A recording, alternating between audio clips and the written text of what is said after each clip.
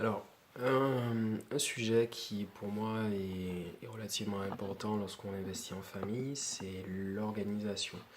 Donc quand je parle en famille, ça veut dire avec sa conjointe et derrière si vous avez ou pas des enfants. Donc il faut savoir que lorsque vous investissez dans une ville qui n'est pas la vôtre, ben, vous avez forcément des déplacements, vous avez forcément des contraintes, vous avez forcément des visites à effectuer, des modifications, des papiers à aller signer. Et donc ça impacte automatiquement votre vie personnelle et familiale. Donc si en plus de ça vous avez des enfants en bas âge, très rapidement ça peut devenir compliqué. Donc nous, comment est-ce qu'on a fait?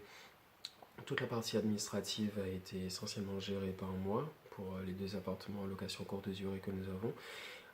Ensuite, une fois que tout cet aspect administratif a été géré, donc pendant cette partie administrative, ma compagne, bah, elle s'occupait des enfants lorsque moi je pouvais me déplacer sur site pour aller soit signer ou visiter ou rencontrer ou autre.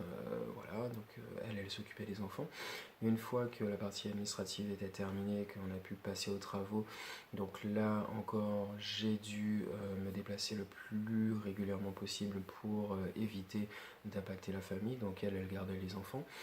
Et après ça, elle était en charge de réaliser la décoration et de choisir tous les éléments de décoration. Donc, qui va aux meubles, à la déco, donc les sets de lit, les, je sais pas, les vases, les décorations de macramé qu'elle fait elle-même. Donc toute la décoration des appartements, c'est elle qui les a gérées. Et après, une fois que cette décoration a été choisie, ben, il fallait la commander, il fallait la faire livrer, il fallait la monter.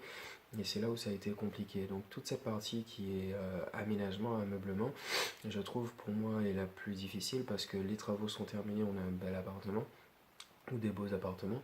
Néanmoins, il faut les meubler. Et quand vous êtes à distance, bah, vous n'avez personne pour les meubler.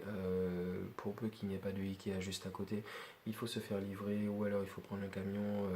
Et donc, il faut tout calculer dans le moindre détail pour être sûr que heure par heure, on ait un planning de qui fait quoi, comment, à quel moment. Et ça peut devenir assez stressant. Donc moi, le conseil que je peux vous donner, c'est d'avoir un planning qui est strict, d'essayer de monter les meubles au maximum chez vous si vous avez de la place dans votre garage ou dans un local ou autre.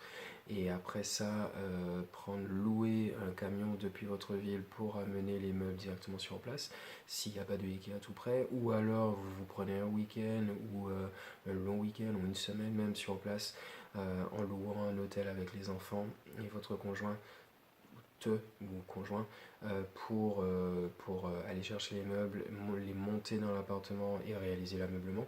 Donc cette partie-là, il va vous falloir beaucoup de patience, beaucoup d'abnégation, beaucoup de compréhension parce que ça va énerver tout le monde, ça va énerver votre femme, ça va énerver vos enfants, ça va vous énerver également parce que vous aurez très peu de temps. Il faut savoir que lorsque vous engagez là-dedans, bah, il faut finir dans les temps, il faut que les apparts et l'ameublement soient prêts dans les temps et c'est vraiment un gros challenge. Donc moi je vous conseille vraiment de calculer, de faire un planning, un rétro-planning de quand vous voulez que les appartements soient disponibles et qu'est-ce que vous pouvez faire entre temps. Donc si vous voulez plus de conseils là-dessus, je peux vous en donner, vous avez juste à laisser des commentaires sous la vidéo et je tâcherai d'y répondre. Ciao.